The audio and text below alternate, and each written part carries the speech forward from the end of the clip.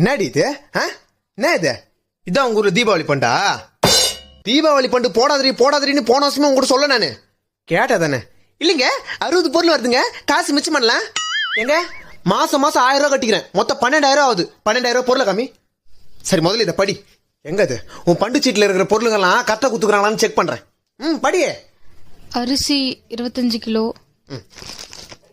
இது உங்க ஊர்ல 25 கிலோவா? அடுத்து படி. துவரம்பருப்பு 2 கிலோ. இதோமா துவரம்பருப்பு 2 கிலோ. அடுத்து சாமுந்திரிக்காய் பட்டு. எது? இது உனக்கு சாமுந்திரிக்காய் பட்டு கிழவிங்க கட்டுற மாதிரி இது.